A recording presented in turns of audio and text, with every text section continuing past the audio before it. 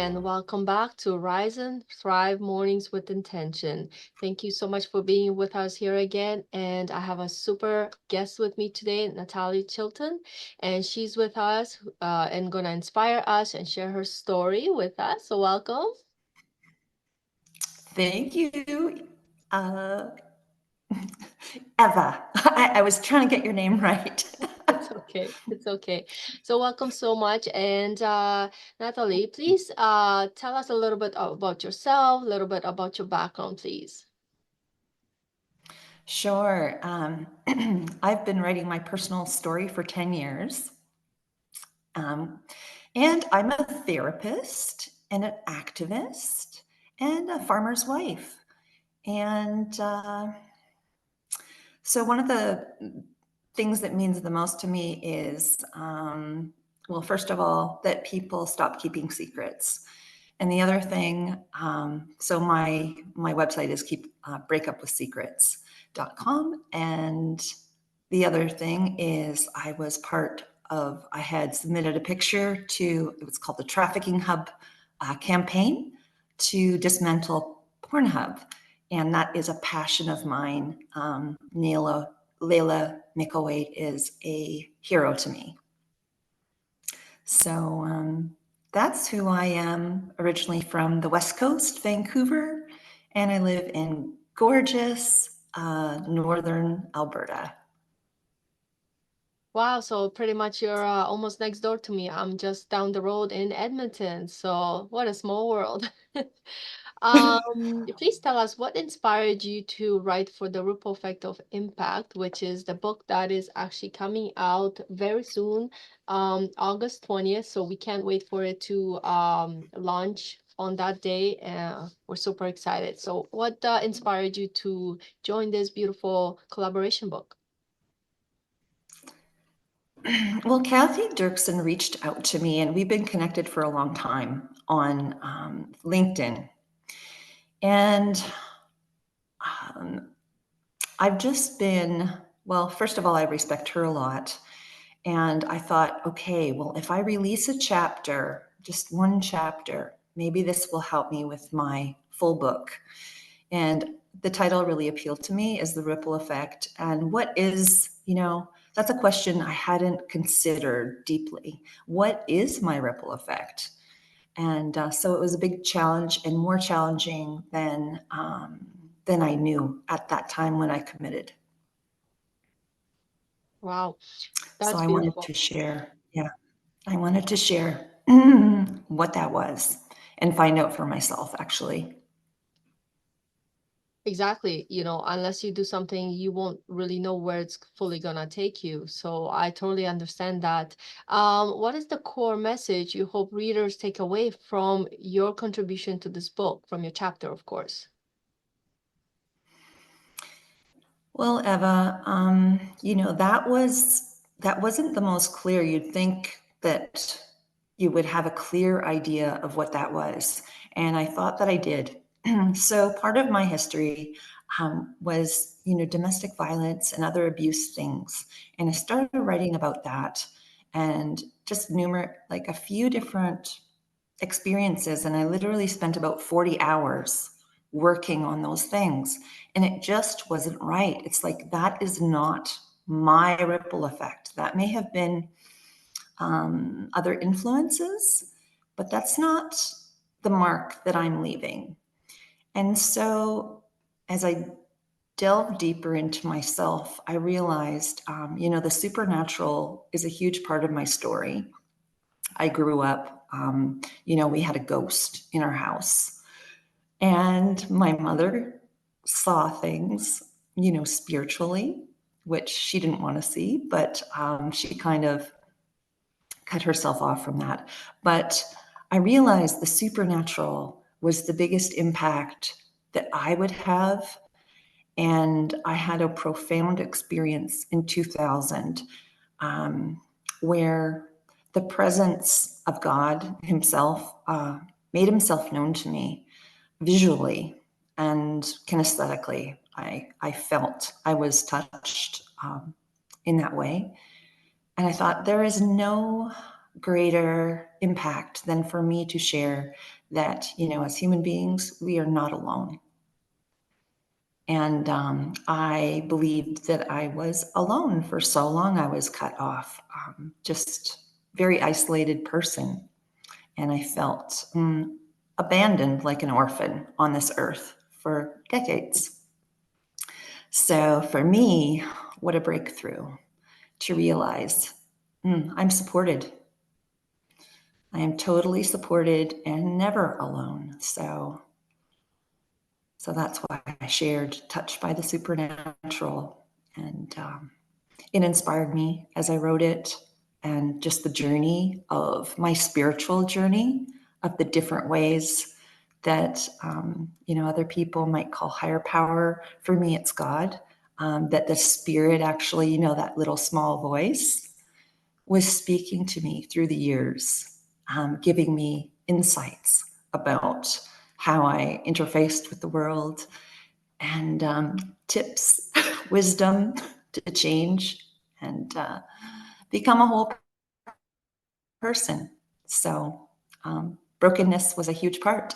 And as that relationship has grown, it's just been increased wholeness and security and confidence.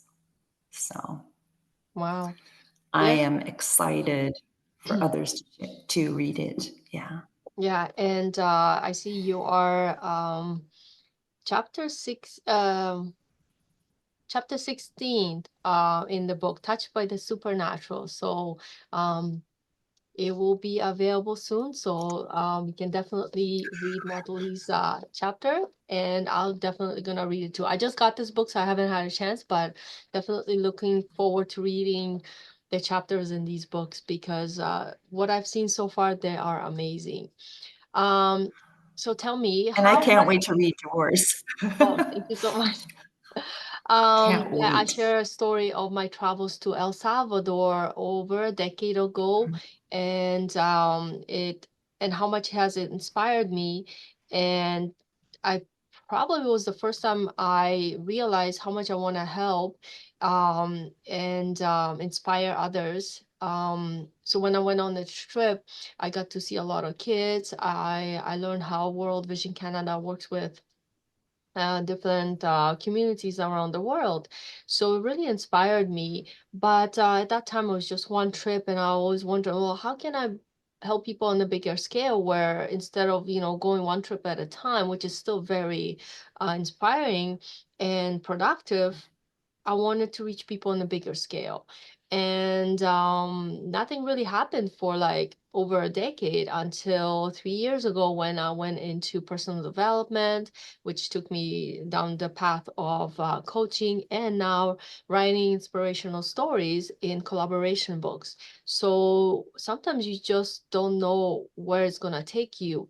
But when you keep the light on and opening your heart to different possibilities, anything is possible. So, like you had your own journey of searching and finding God, and things like that. Everybody has to go through their journey, and it is truly amazing to where it can lead you. So, how has writing for this book impacted you personally, more and professionally? This book has been absolutely huge with the connections that I've made with yourself, with Kathy, with Sine, especially. These are the people that I've spent the most time with. And it's so empowering just to open myself up to expressing more. So for me, as a clinical counselor and NLP, hypnotherapy, I'm really launching into that, into supporting, survivors of different things and just people overcoming whatever it is. And so I feel like this ripple effect is totally, it's like a tsunami, like a very big wave in my life. And I'm so grateful that I said yes to it, Mm-hmm. because I was on the fence and I was just like, I was seeking, direction. And it was just like, okay, it's a yes. Do it. Just do it. Jump in. So I did. And I'm Awesome. happy Yeah. I did. And we're Mhm. so happy you're here. What were Thank some you. of the challenges you faced while writing your piece? You mentioned a couple of things here and there, but can you go into it in more detail, perhaps? And how did you overcome them? Sure. Well, I think first of all, I tend to be a lone ranger, and that's an old habit that I'm breaking. So a big part of my challenge was my own, it's like neurological tracks in my brain that go to certain places habitually. And it's to broaden the perspective and get a higher vision. So after writing and writing, I finally felt like I got on the right track, and I invested so much time, literally 30 hours, writing this piece. And I reached a level that just felt impossible. Like I was breaking down. The timeline was there. I needed to submit it. And I really felt like I had put everything that I had into it. And then I thought, my editor. So I reached out to my editor, April, and gave it to her.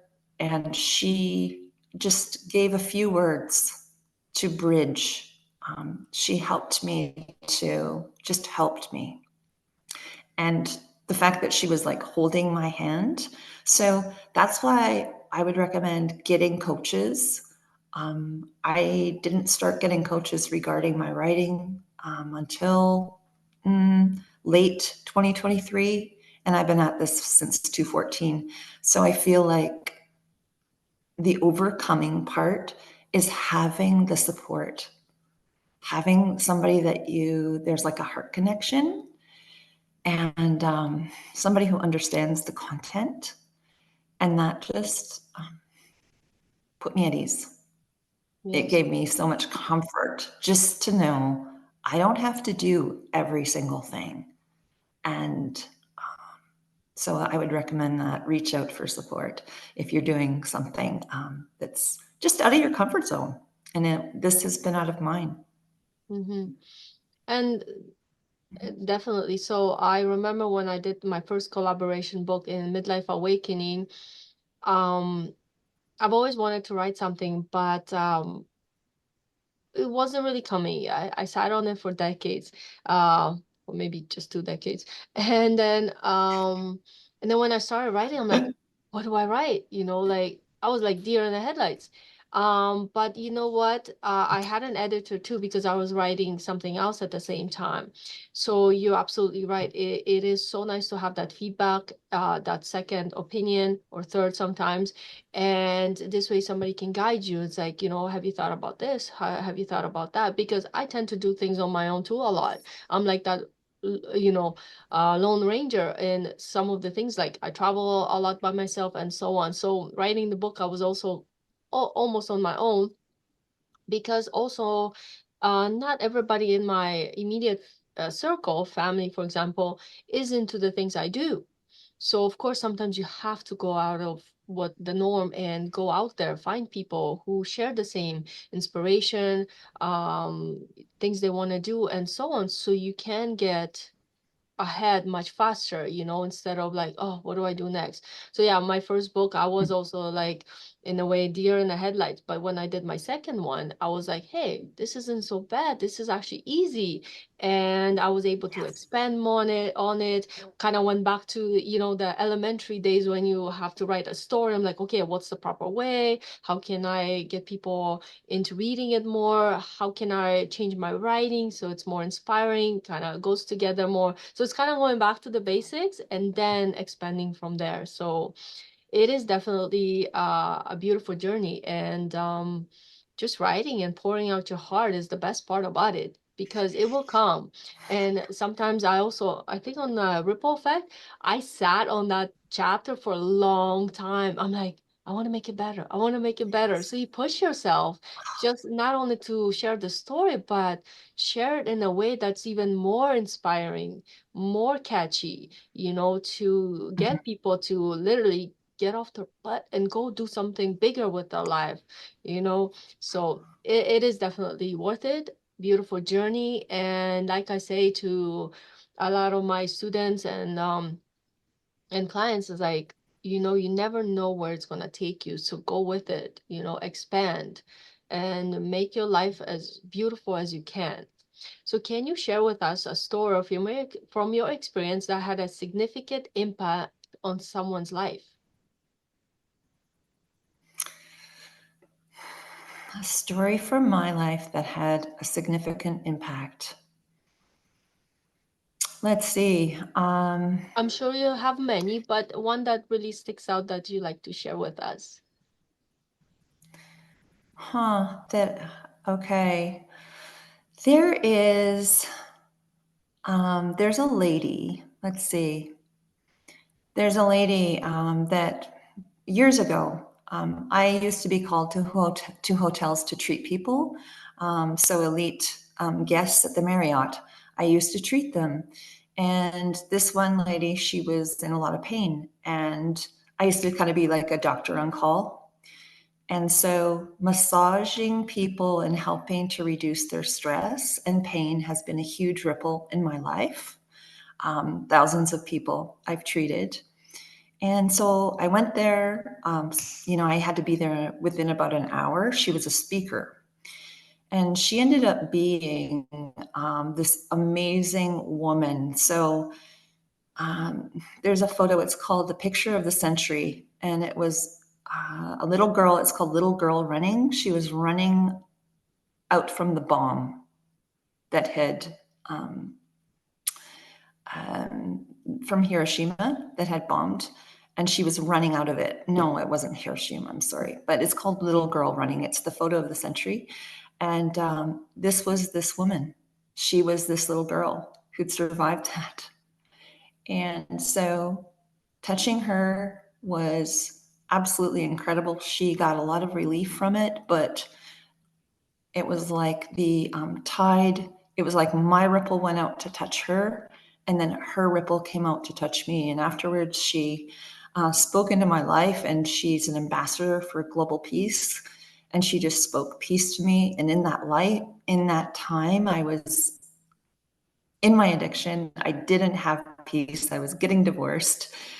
And she just soaked me with this beautiful compassionate heart and kindness.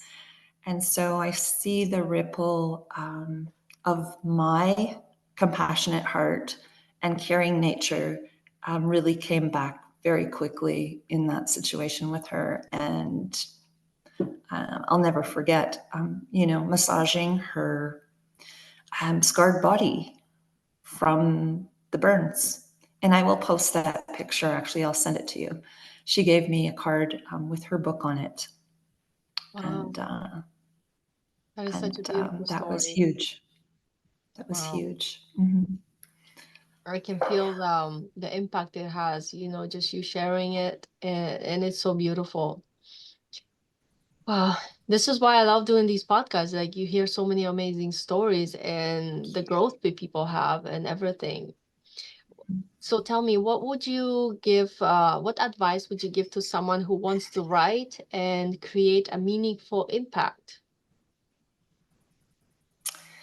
Well, I would say just begin and don't censor yourself. So I think a lot of us shut ourselves down within our own minds and hearts. And so that paper is a place for you to just pour it all out, not worry about grammar, not worry about anything, because basically, as we start writing, it's called overwriting. We tend to just go too far, but there really is no too far, because when we're pouring out our emotions, there's a lot there when we're pouring out our life. And so, no censoring of self, let yourself express. Um, And then I would say if you're serious about wanting to actually write a book, get into a group where you feel comfortable. Because just having the mirroring of other writers, so being in a community rather than a lone ranger, and that will support you to stay on track. I have a beautiful group called Warrior Writers out of Tennessee, out of the US. I've been in there for 2 years. I've made more progress in 2 years than I have in 8 years. So just that constant, just staying on it. And it's like, where are you at with that? Are Yeah. you writing? Because writers write, right? We're supposed to. Yeah. Exactly. And that is so true. Being part of groups does really help. Like I'm in various different groups, depends on my because I travel a lot, so I'm in those groups. I'm also a writer, so I'm part of Action Takers Publishing meetings, monthly meetings, and you are as well. And you can also join us too if you like to see what it's about. We have monthly meetings, so you can always reach out to us and ask how you can get involved. And then so many other groups that I love belonging to because they inspire me. Sometimes we don't have the immediate support, like right here, and for example, in our community here, but there's lots of communities out there, and believe me, if I didn't know the people, if I didn't meet the people I did 3 years ago, I wouldn't be sitting here with you having this chat. So it's amazing where it takes you, when you start opening your heart, whether it's pouring your heart on a paper or reaching out there and starting speaking to people, you you you'll be amazed where you can end up and doing things. Who knows, like in a year from now, I can tell you where I'll be because like I've come to a point where it's like I'm unstoppable and I'm gonna keep doing things I love doing. And I'm not gonna let the, light dim anymore. I did for a long time too. When I was growing up, there were certain aspects of my childhood and I got in the way. And because I let it get in the way, now I know better. So going forward, you know, I'm in charge and no longer dimming that light.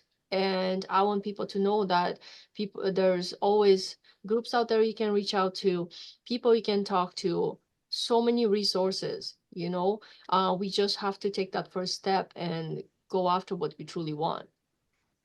So do you have any Yes. daily practices or routines that help you stay focused and motivated? Focused and motivated. Okay, well, the number one thing would be my faith. So I seek direction. I connect with God each morning, or most mornings. And the other thing that has been super helpful is called somatic exercises. And a lot of people, they have this mind that just cannot settle. And it's like a wild animal. Basically, somatics is a nervous system release exercise. More than an exercise, it's just a practice of contracting and slowly releasing. And that's one of the hardest things to do when we're going so fast and we're pushing. But when I ground and take the time to lay on the mat and do my contractions and slow releases for like 20 minutes, that is like the biggest way I can propel forward is by grounding first and just connecting to my core, settling, and then launch. Launch for the day. Exactly. So set that intention. Mhm. It's funny you mentioned that because I haven't done it for a long time, but usually I do it more often. But Sundays I like to really take the time to spend more time in nature again. I used to do it a lot more, but sometimes we do get a little bit busier. So I sat there in the garden yesterday and I just put my feet on the ground and no shoes, nothing. And it felt so good to ground yourself again, to feel Mother Nature and just be, in that natural beauty, peace, whatever, tranquility, whatever you want to call it. It felt so good to go back to it. I'm like, why don't I do it more often? So going forward, start doing it more often because it is really That is important. so good. Yeah. Me too. Nature. I'm surrounded by nature, so I'm Yeah. always going outside to soak it in. Yeah. Yeah. Thank you And, so much. we are outside, but sometimes we just like we rush. Gotta go here, gotta do this, and it's like, oh, stop, take that time. Even if it's just few seconds, reground yourself. I remember when I used to be little, I used to lay down on back home, on because we used to have a farm too, and just watch either the stars at night and just count them, or daydream and look at the clouds and like, oh, this one's in this shape, this one's in that shape. And sometimes you gotta go back to that youthfulness, that easy spirit, and give your mind a break from the busyness, because we're constantly, if we're not on TV, we're on a phone, if we're not driving, we're doing something else. Our minds need the break, natural break. They do. Yeah. They Yeah. do. So Yeah. it's a constant reminder. It's right in front of us, but sometimes we just too busy, right? So you mentioned a We little bit think we earlier. are, but Sorry, go it's ahead. like the more busy that I am, I'm just realizing it's kind of like when you're speeding really hard and you're racing to get somewhere. It's like by slowing down and just chilling, I can get there faster. You took the words out If of I my just mouth, actually. take that break, just, yeah, take a breath. And Yep. then it's like you reorient to your true north, Yep. and then you go again. Exactly. You did mention a little bit earlier about writing maybe a book. So tell us, are there any upcoming projects you're working on? Anything you'd like to share a little bit with us? Oh my. Well, what is so incredible is that the Ripple Effect's coming out on the 20th of August, and my personal book is launching September 25th. It's called Unsilenced: Reclaiming Our Voices from the oppressors in our life. And so my 10-year project is finally coming to be released. So I'm really Congratulations. excited. Oh, Oh, I'm I'm so so excited excited. for you. I've been holding this thing for so long. I'm ready to release it. Ready to let it go and be wild Mhm. and spread and impact people all over the world. Yay! Oh, I'm so happy for Yeah. you, and I can't wait to see it and read it, and cheering you on, my dear. Um, how do you personally define success, and how has that definition evolved over time for you? My definition of success, for much of my life, and I keep going to the darkness, but I spent a lot of time there. So before, I never really had a definition for success. So even when I got my neurolinguistics degree, I still felt like I was losing. I felt like a loser deep in my identity. So my definition of success, I think before, people pleasing was too big in my life. I was, it was like I got my feeling of success by taking care of others, by being outwardly focused. So even in my counseling degree, in my massage practice, just everything, I felt bolstered through those things. And now my definition of success is, and I keep repeating that because I need to get it into myself even more, is accepting myself more is success for me. And being more loving. So truly loving. So loving to myself and loving to others more and truly. So for me, that's my definition of success. Because if I can be patient, if I can reserve judgment upon others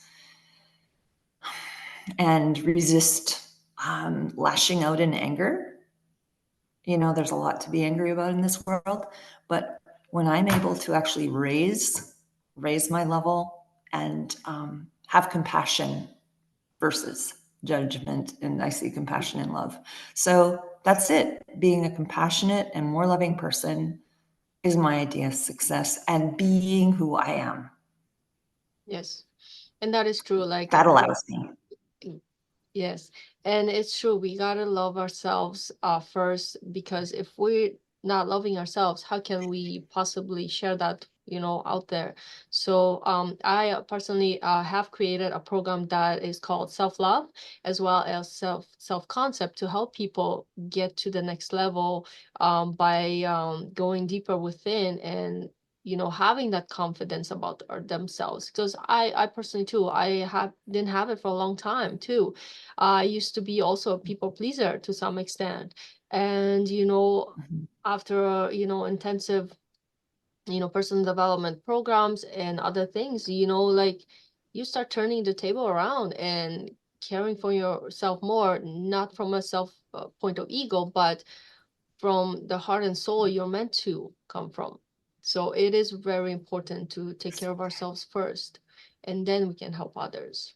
So our podcast is called Rise and Thrive, Mornings with Intention. What does this title evoke for you, and how do you see the importance of starting the day with intention? You mentioned a little bit earlier. So to wrap it up nicely, let's hear some words of wisdom. Rise and thrive. Well, first of all, I love that. Um, so setting that, just those words in themselves, because I really feel like we build our life upon the words that we meditate upon, or that are even in our mind at all.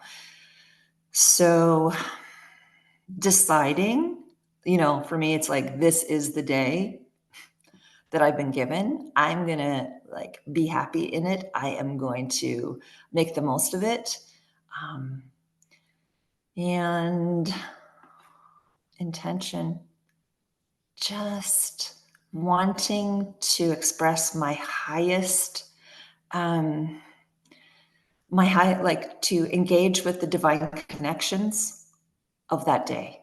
So whatever person is put before me, whatever opportunity, I want to, um, I want to connect with it and make the most of it. Just, it's like almost like a pinata, just like connect and make it bigger and be full of life. So I don't know if I answered your question, but No, that's absolutely beautiful, and I love that. That is very profound and deep.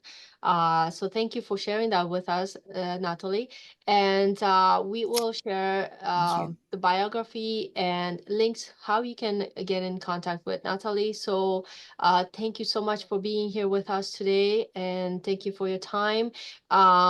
Stay tuned, and as there's amazing things coming, so follow the channel and subscribe, as well as follow Natalie, as she has so many upcoming events. If you like to reach out to her, we'll post all the links to get Thank in you. touch with her directly. So thank you so much, Natalie, for being here with us. I loved your stories, and they inspire me to even go out there, do even more with my own life. So hope you got some beautiful insights from today. So thank you so much, I do. and catch you guys soon again. Have a beautiful day. Thank you so much. Thank Bye. you. Take care. Bye bye.